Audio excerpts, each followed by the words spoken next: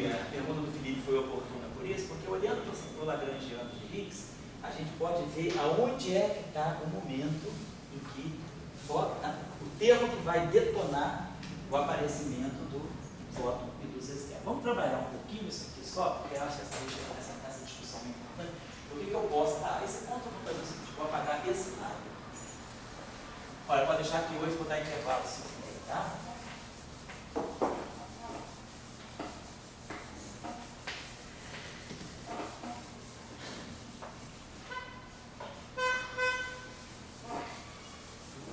Vamos dar uma trabalhadinha nesse termo de um instantinho só. Ele é G'. Vamos colocar então agora, isso aqui é o Lagrangiano de Higgs gate na situação geral. Vamos agora adotar que houve a quebra da simetria. Então, eu vou sempre adotar essa sigla em inglês para quebra espontânea da simetria, Spontaneous Symmetry Break. Então vamos olhar agora o setor de Higgs abaixo dos 246 Hz. Então,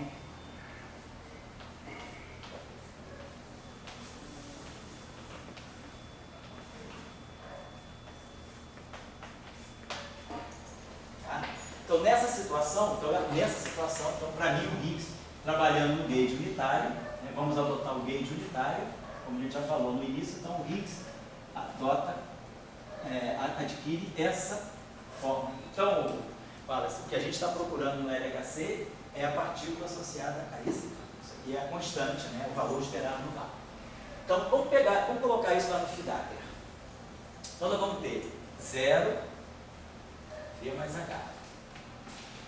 Aí vamos ter a matriz de Pauli, isso aqui, sigma A vai se juntar com BMA, aquela coisa que nós tínhamos colocado da outra vez, aquela matrizinha de campos de gauge. Então vamos ter aqui o A Mi 3, A Mi 1, menos I A Mi 2, A Mi 1 mais I A Mi 2, menos A Mi 3.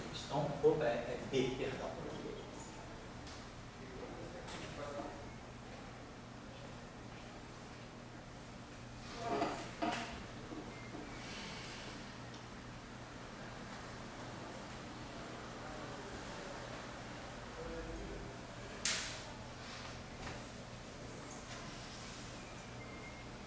E aí aqui o φ.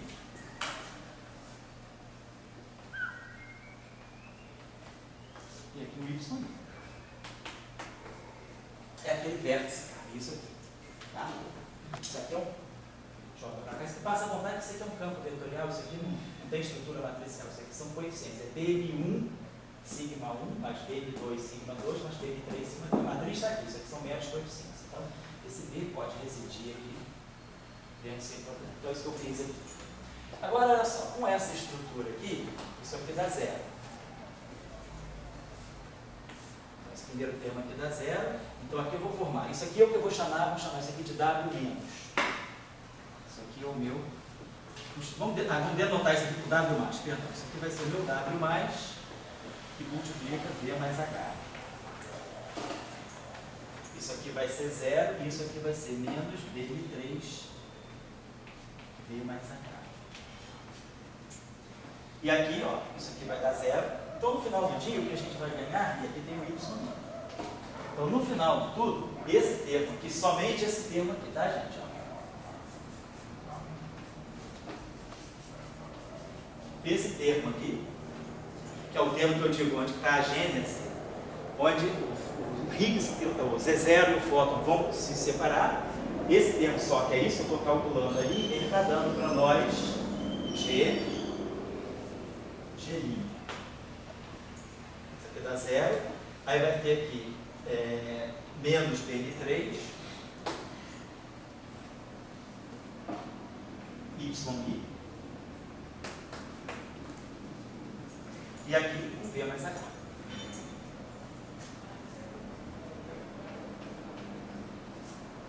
Então, esse vértice. Então aqui eu tenho campo de gauge, a terceira componente do setor de campos de SO2, o campo Q1, O bóson de Gauge, o 1, right?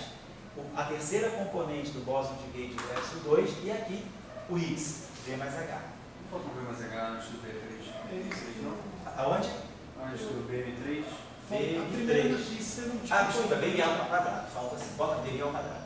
Obrigado pela correção. Tá certíssimo. Então, esse termo aqui, se a gente desenvolver isso aqui, esse termo aqui tem, vamos dizer, um primeiro termo que é V2, o segundo termo que é 2VH e o terceiro termo que é H ao quadrado. Campo de Higgs. Então, esse primeiro termo que vai aparecer, deixa eu apagar isso aqui, porque essa discussão aqui é que é muito importante.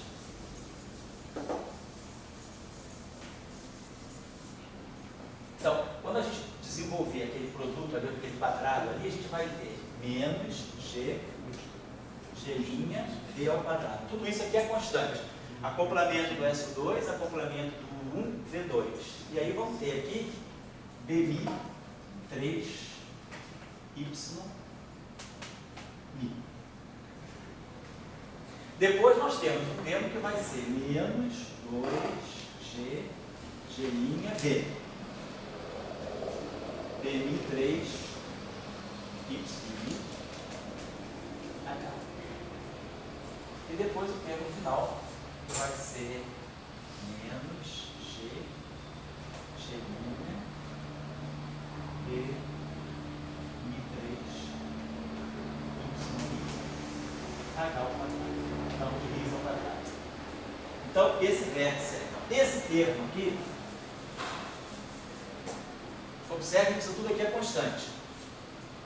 É um coeficiente constante. Esse termo é quadrático nos campos. Tem dois campos só. Então, BM3 e campo Y'. Esse termo aqui, além dessa constante, ele é cúbico. Ele tem um campo BM3, tem um campo YI e tem um H. Vou colocar assim. E esse termo aqui tem o BM3, tem o YI e tem dois Hs. Então, isso aqui são situações de interação. Tem 3 campos, 4 campos no mesmo ponto. Esse aqui não, simplesmente eu tenho esse cara junto com esse. Posso botar uma coisa assim que eu posso chamar o Y, para diferenciar, para distinguir do B. Algo assim. Esse aqui não. Esse aqui não é um termo de interação porque eu tenho 2 campos. Nós vamos usar esse conhecimento um pouquinho mínimo de teoria de campo, que algum termo que seja quadrático nos campos, algo que é quadrático nos campos, ele está representando a parte cinética ou a parte de massa do campo. É assim que acontece com o Lagrangiano de Klein-Gordon. Um meio de dmi φ ao quadrado menos um meio de L2T2. Tudo que é quadrático no Lagrangiano é linear na equação de campo. Quer dizer, daqui sai D'Alembertiano, né? Menos D'Alembertiano mais M2 φ igual a zero. Então, tudo aquilo que é quadrático no Lagrangiano é linear na equação de campo. Então, ele vai corresponder ou a um termo cinético ou a um termo de massa. Então, esse termo aqui é quadrático, só que ele não é no mesmo campo, mas não importa, ele é quadrático em 2 campos. E ele não tem nenhuma derivada. Então, esse termo aqui, de uma certa maneira, ele está representando uma energia, está no Lagrangiano, uma densidade de energia que independe do campo variar no tempo e no espaço. Ele não tem derivada, ele não precisa que o campo tenha derivada espacial ou temporal para dar energia. Basta o valor, mesmo para campo constante, se esses campos forem constantes, esse termo não é zero. Então, esse termo aqui é interpretado como um termo de massa. Do ponto de vista das teorias de campo, ele é quadrático e não tem derivada, então ele está interpretado como um termo de massa. Vamos só fazer um paralelo com uma situação simples, para vocês verem que eu não estou falando nada de muito estranho. Suponhamos que eu tenha, vou pegar um caso bem simples, né? Suponhamos que nós tenhamos 2 campos escalares no Lagrangiano. Então eu tenho Lagrangiano de Klein-Gordon e um campo φ.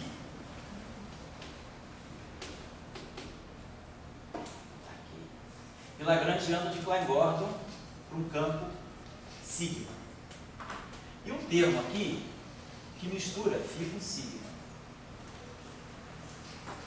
Então, eu não posso dizer que esse termo aqui, isso aqui não é um Lagrangiano φ2 nem sigma 2. Então, é um termo tipo massa, ele não tem derivada. mas ele não é um termo que vai dar, ele não é nem a massa do φ nem a massa do ψ. Vamos fazer a seguinte coisa, se eu tiver uma situação semelhante, eu tenho um termo de massa que mistura dois campos distintos, Bn3 e Ymi. Se eu tirar as equações de Klein-Bord de campo aqui, isso aqui vai me dar menos D'Alembertiano de φ. Vou fazer o princípio variacional em φ, e aqui vai dar mais Cφ igual a zero. Se eu tirar essa equação de campo aqui, ela vai me dar menos D'Alembertiano sigma, mais Cφ igual a zero. Então aqui, por exemplo, eu posso eliminar sigma em função de φ. Eu posso dizer que se xi é um parâmetro diferente do zero, sigma é menos 1 sobre D'Alembertiano, ou menos D'Alembertiano de φ sobre xi. Eu elimino esse campo sigma, isso aqui é um parâmetro constante. Elimino sigma em função do D'Alembertiano de φ e jogo aqui embaixo. Então, eu vou ter aqui menos, vamos fazer uma coisinha aqui um pouquinho mais astuta. Esse aqui não vai me dar o que eu quero ilustrar para vocês. Deixa eu apagar isso. Só colocar um terminho novo aqui. Deixa eu apagar isso aqui, para não atrapalhar muito.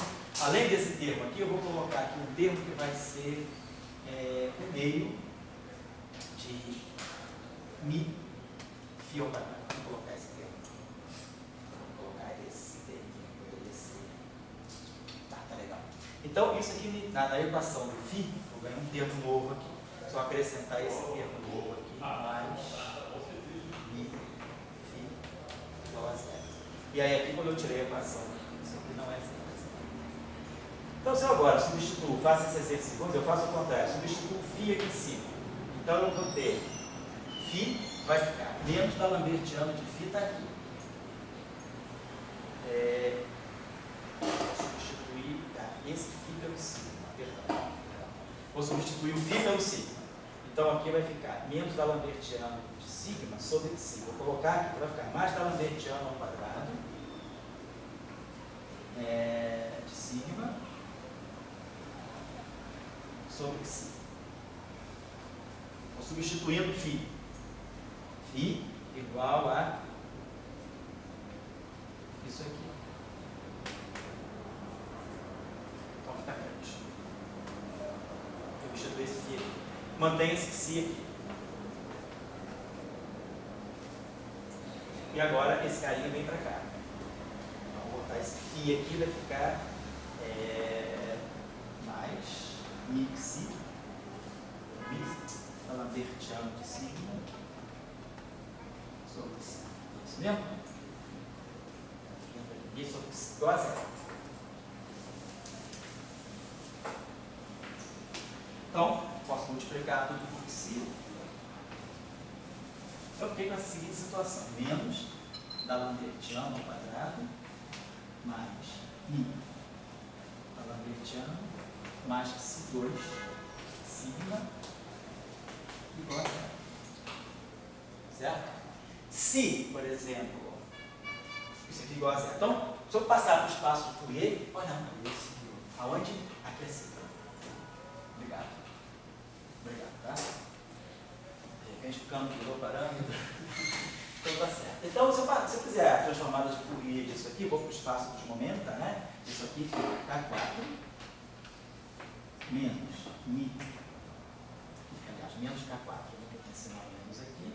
Menos mi K2 mais xi ao quadrado sigma, transformada de Fourier igual a zero. Então, eu escrevo a relação, a equação de onda no espaço de Fourier. Então, isso aqui no fundo é o quê? Isso aqui é uma relação de dispersão.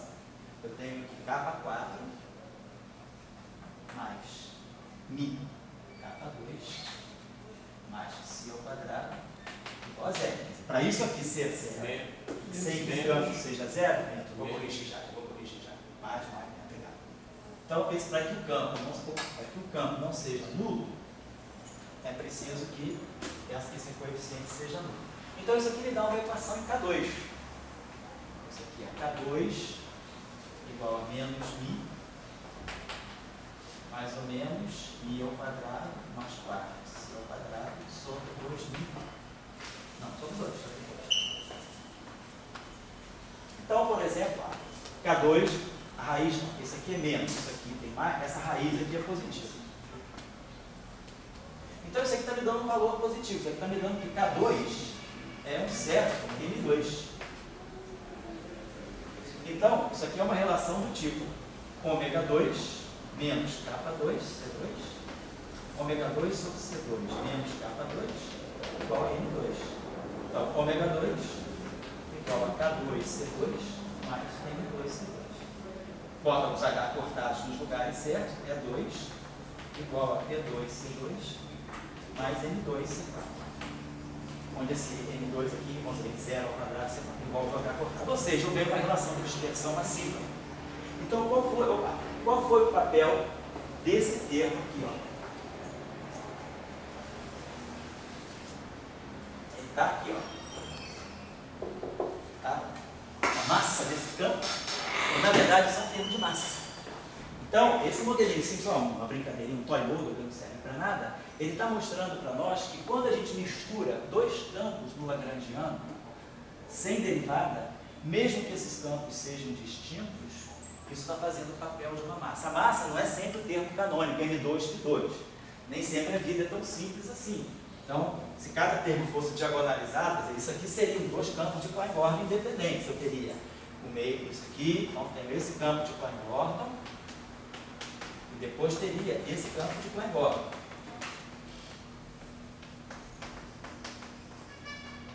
Então, esse tem a sua massa, esse tem são dois campos independentes.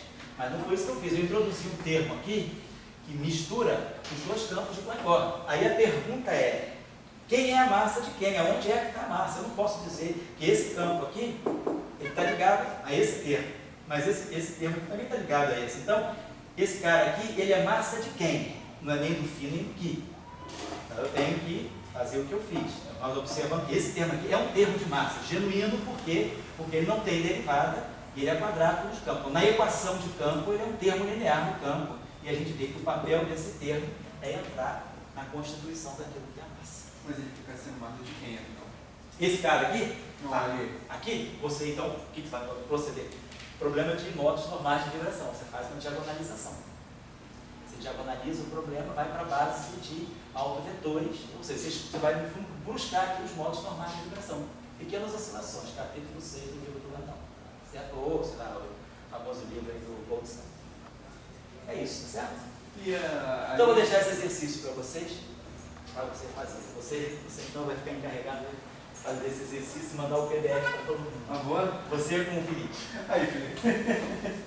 Estamos formando uma parceria, né? Eu estou aprendendo. Parceria Yang Li. Vai sair daí para ser o prêmio Nobel. Porra, rapaz. Então, tarefinha. Então vou botar assim. Tarefa de hoje, tarefa número 1. Então vamos considerar esse sistema aqui. Como eu coloquei para vocês. Meio de φ ao quadrado, meio de N2 φ2, mais meio de Nq ao quadrado, menos meio de N2 φ2. E agora eu coloco um termo aqui que vai ser menos si φ. Então, pergunta. Questão 1. Apagar isso aqui. Já era. Vamos pensar. Então, número 1. Identificar as massas dos quanta associados aos campos.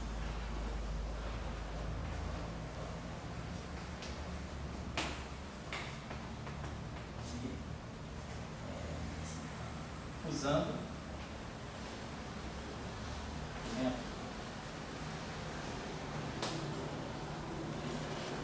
de identificação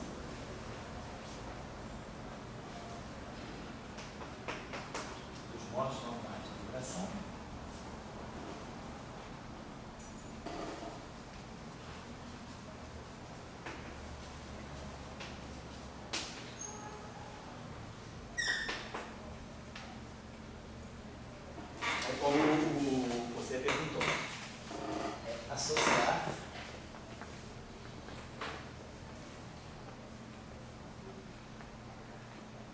combinações, ó, CL aqui, ó, CL, as combinações lineares, tá? As combinações lineares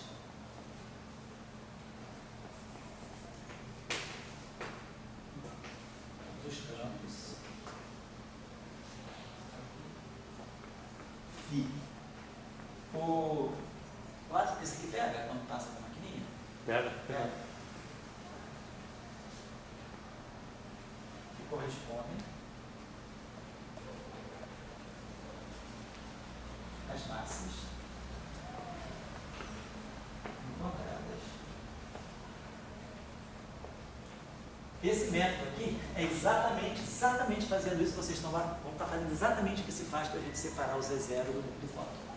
Então, o exercício vai me dizer o seguinte: fazendo esse exercício, você vai chegar na seguinte situação. Você vai descobrir que existe um campo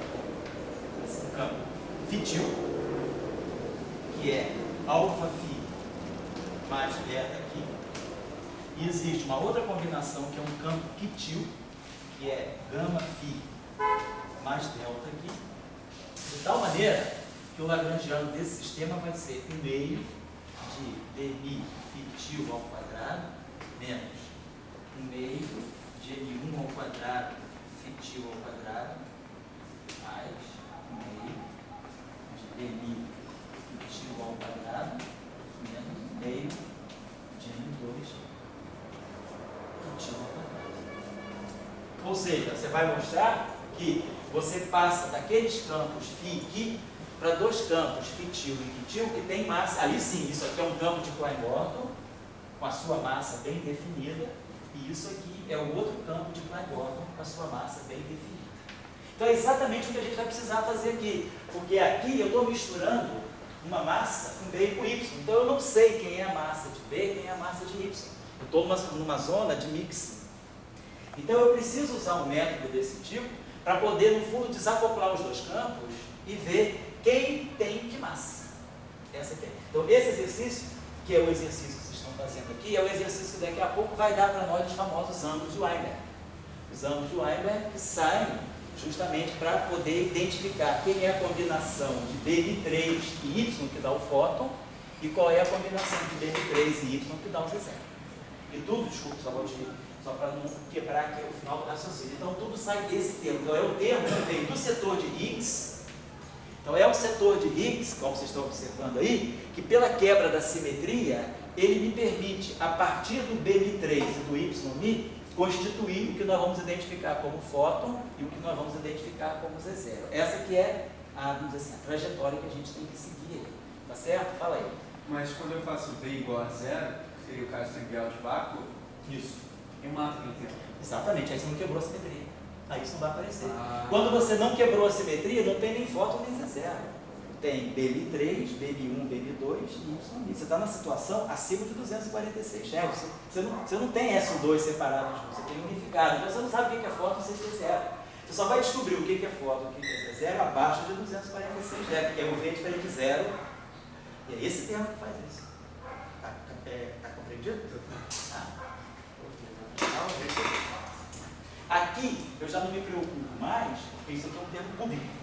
Então isso aqui já não é mais tempo de massa. No Lagrangiano, isso aqui é quadrático no campo, então isso é um termo de interação. Mas a gente já fica com o olho acordado aí que a configuração de vácuo do Higgs, ela vai interferir no acoplamento. Então nós vamos pensar que a quebra espontânea da simetria, além de ela gerar as massas, ela também vai entrar nas constantes de acoplamento das interações. Tá bom? Vamos identificando tudo isso a partir do Lagrangiano de Higgs. Aqui observem bem como é que a situação aqui fica mais simples. Ó.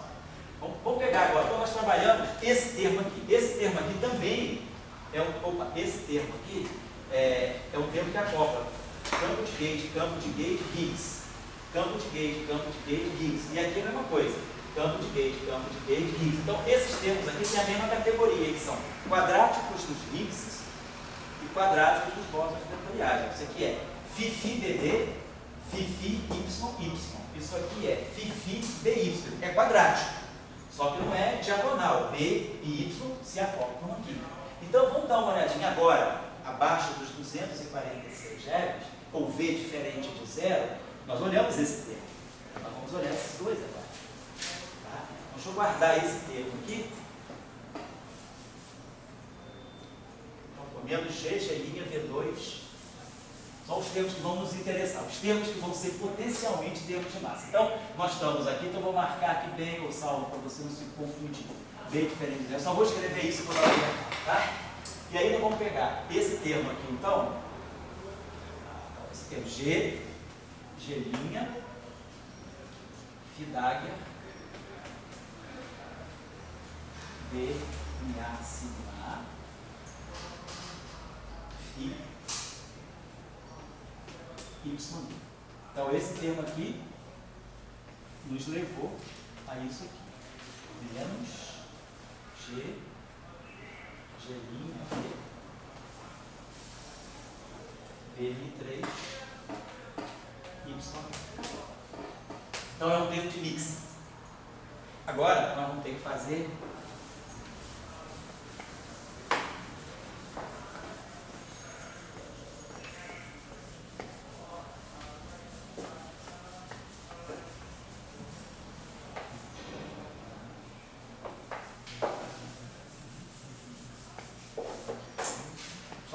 organizar aqui para a gente não se perder. Aí vamos ter aqui o G2, são os dois, não é isso?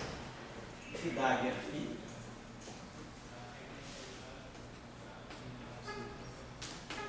BA, BA.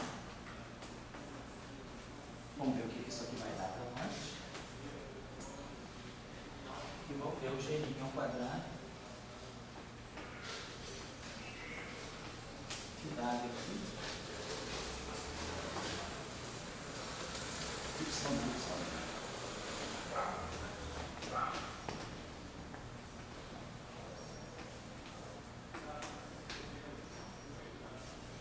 Depois do intervalo vamos trabalhar, porque aí a gente vai fazer a lista completa.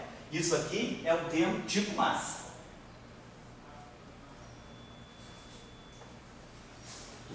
Aí esse V ao quadrado.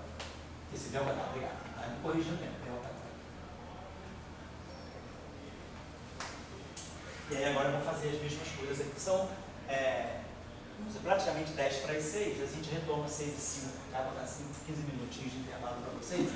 Aline, vou lavar, vou bem conversar contigo, tá?